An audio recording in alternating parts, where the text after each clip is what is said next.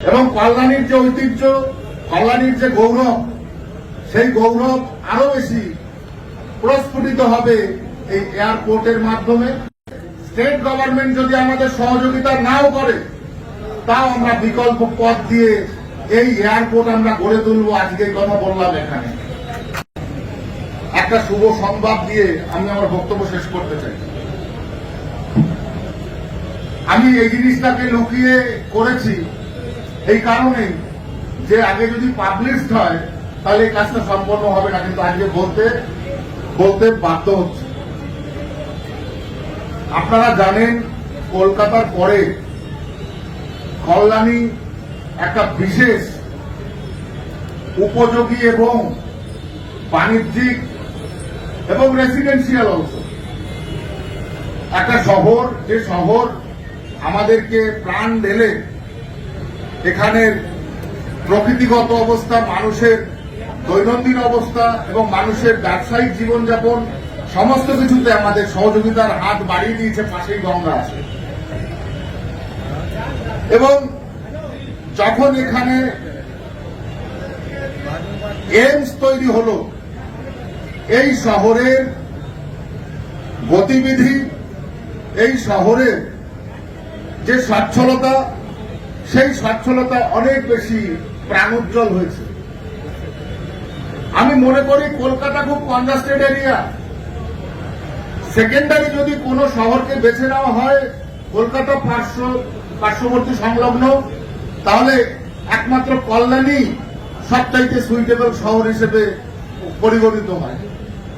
তাই আমি কথা দেব না, কিন্তু আমার প্রচেষ্টা থাকবে কল্যাণীতে এয়ারপোর্ট করার। এবং সেন্ট্রাল গভর্নমেন্টের এভিয়েশন মিনিস্টার অলরেডি আমাদের কথা হয়েছে এবং আমি আমার ব্যক্তিগত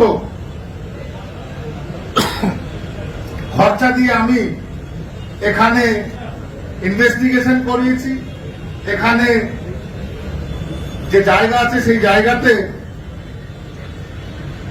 যে সার্ভে, সেই সার্ভে করানো হয়েছে, সয়েল টেস্টিং করা হয়েছে খুব গোপনে।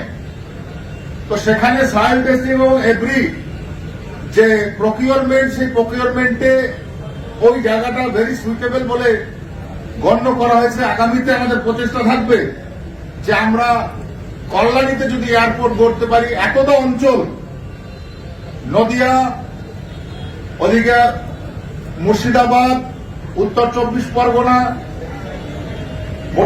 মোটামুটি এই আশপাশের যে এলাকা, যারা ব্যবসা বাণিজ্যের সঙ্গে যুক্ত আছেন, যারা নিত্য প্রয়োজনীয় কাজে কলকাতা এবং আশপাশের যে শহরগুলোতে যান বা স্টেটগুলোতে যান, সেখানে যাদের যাতায়াত ব্যবস্থা আছে তাদের জন্য অত্যন্ত সুবিধাদায়ক হবে বলে মনে করি।